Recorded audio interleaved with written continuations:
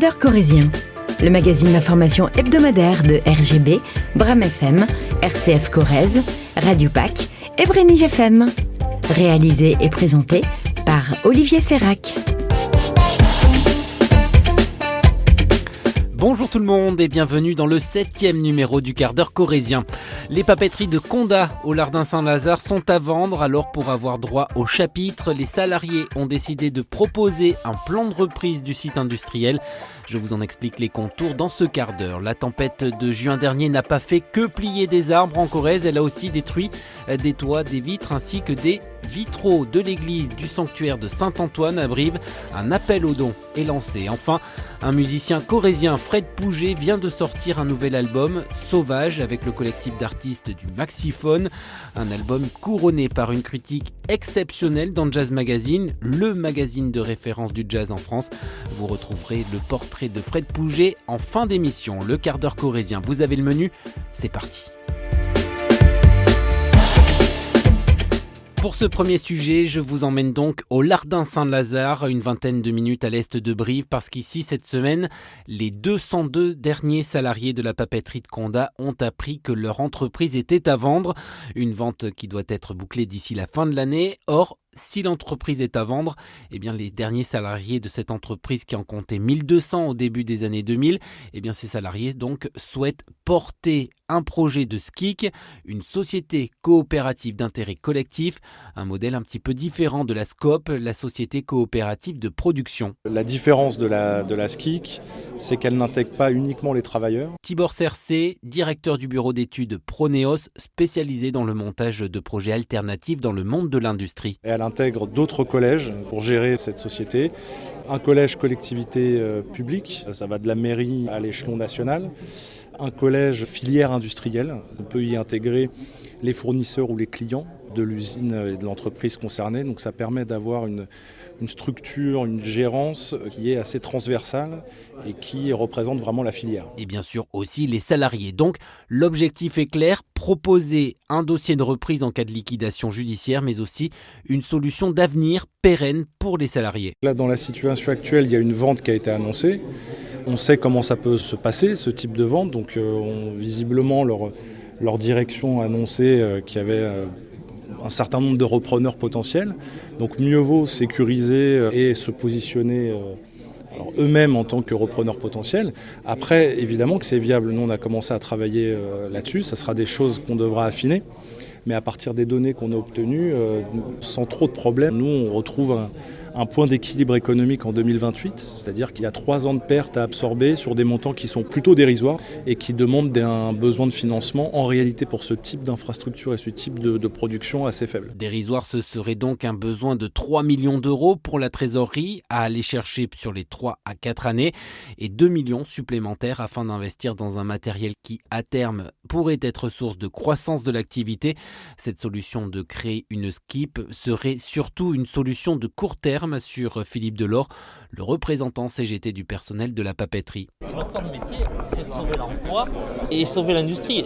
En agissant ainsi, on arrive à sauver l'emploi et l'industrie. Mais après, si demain, il y a un repreneur sérieux, un industriel sérieux qui veut reprendre Condat, chose que je ne doute pas, parce qu'on a tellement un bel outil que mais on ne l'aura pas en 2 mois et demi. 2 mois et demi étant le temps laissé par Lecta, l'actuel propriétaire des papeteries de Condat, temps laissé à un mandataire pour trouver un potentiel repreneur pour le site. Alors le syndicaliste l'avoue, cette solution de SKIP est une forme de parachute. Ça me tient à cœur et je sais que mon usine, elle est compétitive, elle est toute neuve. Alors c'est pour ça que je n'arrive pas à croire qu'il n'y aura pas un jour un repreneur qui va se manifester. Mais on se doit de faire quelque chose au cas où il n'y aurait personne qui arriverait en face de nous. Et l'homme l'assure, il a confiance dans le dossier proposé par Proneos. Il a déjà sollicité certaines entreprises, certains clients, certains fournisseurs. Et aussi étonnant que ça puisse paraître, on a essuyé pour l'instant très très peu de refus. Et même les gens nous disent que c'est peut-être la bonne solution pour les papeteries de Condat, dans un premier temps bien entendu. Des retours qui permettent aussi aux syndicalistes d'espérer encore pour l'ensemble des 202 salariés. Pour commencer, on peut leur dire qu'aujourd'hui, les 202, je pense qu'on peut les garder. Je dis bien je pense. Après, on verra ce que l'avenir sera fait. Mais pour l'instant, on redémarrera la SCIC avec les 202 salariés, c'est une certitude. Parce que si c'est de l'avenir du site dont il est question, c'est aussi de l'avenir de la commune et de ses alentours. Si Condat disparaît demain du territoire, qu'est-ce qu'on va faire ici, quoi ? Et puis c'est toute une vie qui est remise en cause, quoi. Je veux dire, il y a des gens qui ont encore des crédits de maison, leurs enfants sont à l'école au Lardin ou dans les communes avoisinantes. On vit là, quoi. Je veux dire, aujourd'hui à Condat, la plupart d'entre nous, on a au minimum 20 ans d'ancienneté dans l'usine, quoi. Je veux dire, c'est pas une paille, 20 ans. C'est une usine qui nous tient à cœur. Je veux dire, il y a des collègues, leur papa, leur grand-père a travaillé à Condat, quoi. Et puis on ne veut pas faire partie des gens qui n'auront rien fait pour ne pas sauver Condat, quoi. Non, c'est notre but premier. De son côté, Francine Bourra, maire LR du Lardin Saint-Lazare, soutient ce projet de skip, d'autant qu'elle ne souhaite pas voir disparaître cette entreprise née en 1907 sur sa commune. Le mieux aurait été repreneur, mais quand vous avez 50 millions d'euros de dette, vous pouvez imaginer que c'est compliqué pour la reprise. Alors on cherche, donc moi j'ai pris 2 consultants pour chercher les repreneurs, mais ça paraît difficile. Donc je crois que la SCIC est une bonne solution intermédiaire qui permet de continuer cette activité tout en cherchant effectivement un repreneur qui aura, si possible, des fonds propres, voilà, des actionnaires avec des fonds propres et non pas, comme c'était là, devenir des sous-traitants de groupes étrangers.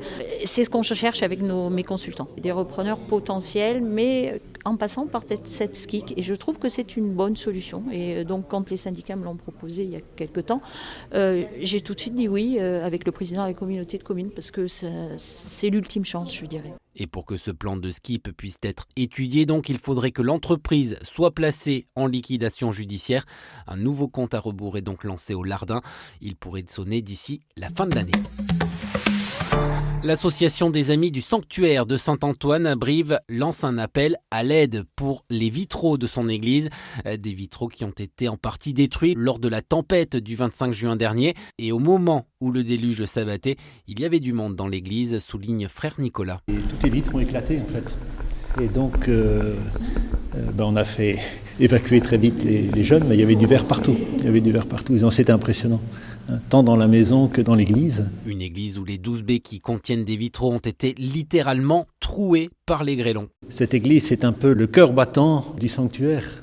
Et donc pour les gens, ça a été un choc. Les vitraux du chœur, alors pour des raisons de sécurité, on a scotché, vous voyez, tous les endroits, tous les trous. Donc vous voyez, il y en a quelques-uns. On va aller voir ici, par exemple, cette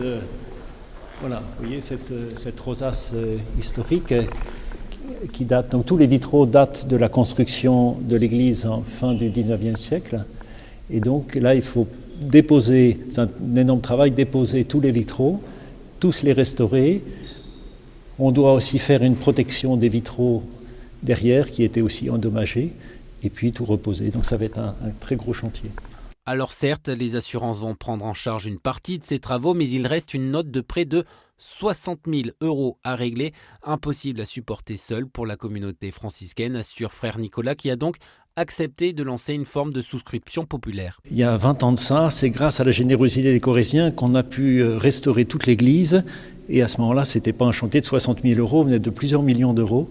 Et on a pu refaire entièrement l'église et l'hôtellerie uniquement par la générosité des Corésiens. Donc j'ai pas peur. Je sais que les gens sont très généreux parce que c'est un lieu qui parle au cœur de tous les Corésiens. Cette souscription est aussi l'occasion de rappeler pour la communauté que le site de Saint-Antoine est ouvert à tous, croyants ou pas. Saint-Antoine, on dit que c'est le saint de tout le monde.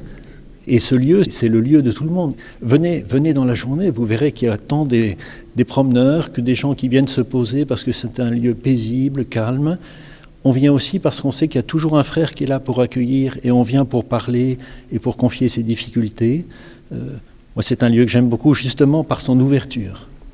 Ce lieu, il n'appartient pas aux frères, il n'appartient pas aux chrétiens, il appartient à tous ceux qui viennent. Et si vous souhaitez participer à cette souscription, vous pouvez le faire notamment via le site internet fondationdesmonastères.org.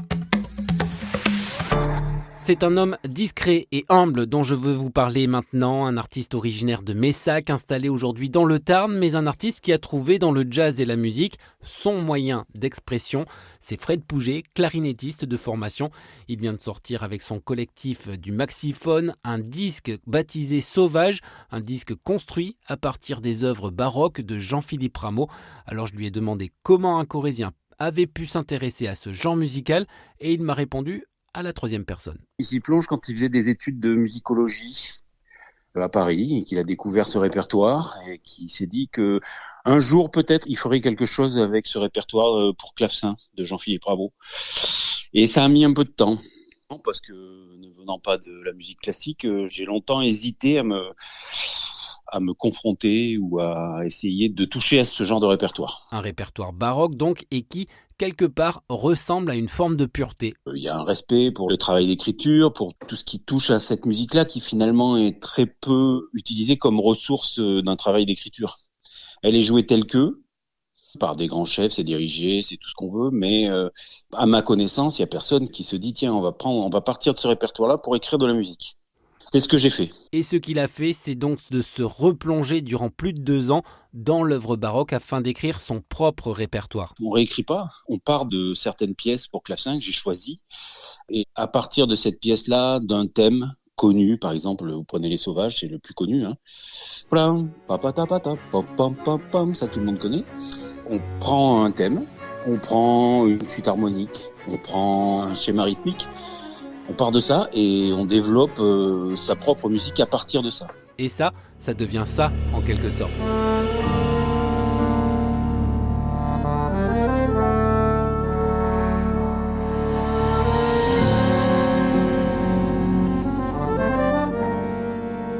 Et ce qu'il y a d'intéressant dans cet album, c'est que certes, Fred Pouget a proposé les premières partitions, mais avec l'aide du Maxiphone, sa compagnie musicale, comme il l'appelle, ces partitions ont évolué collectivement. La première fois, tout le monde avait regardé les partitions de toute façon, mais on a essayé plein de choses parce que je prétends pas avoir la science infuse et que travailler avec des gens, c'est aussi être attentif à ce qu'ils peuvent apporter au projet et à ce qu'ils ont raconté aussi.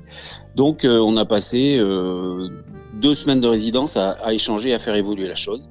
Et après, on a travaillé avec un directeur artistique qui a été aussi directeur de l'Orchestre national de jazz, qui s'appelle Daniel Evinec, avec qui j'ai travaillé en amont sur l'écriture et qui, lui, a travaillé avec nous quand on a été en résidence 3 semaines à Bordeaux sur la construction du répertoire, affiner des choses sur la dynamique. On a modifié encore des choses jusque même après, on modifie encore de temps en temps le répertoire. Enfin, en tout cas, l'organisation des pièces à l'intérieur.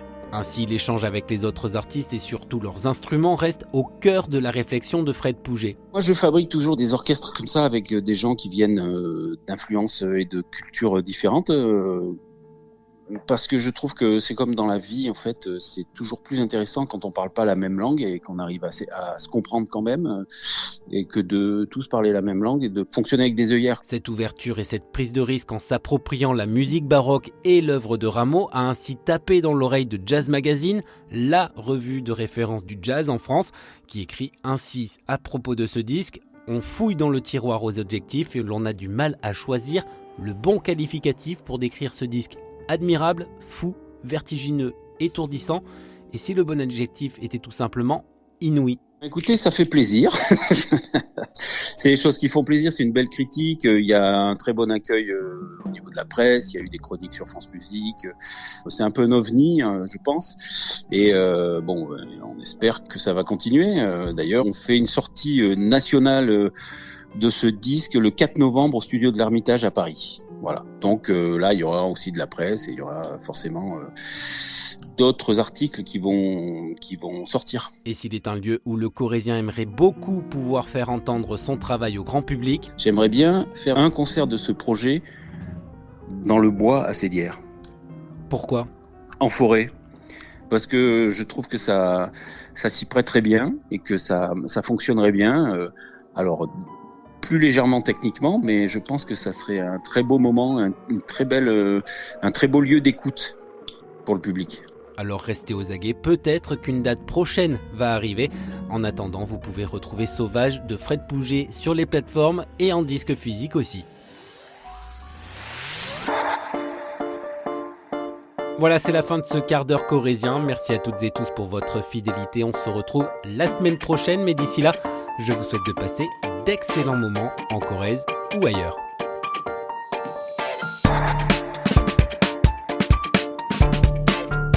Retrouvez le quart d'heure corrézien en réécoute sur nos sites internet, mais aussi sur les plateformes d'écoute Spotify, Deezer et Apple Podcasts.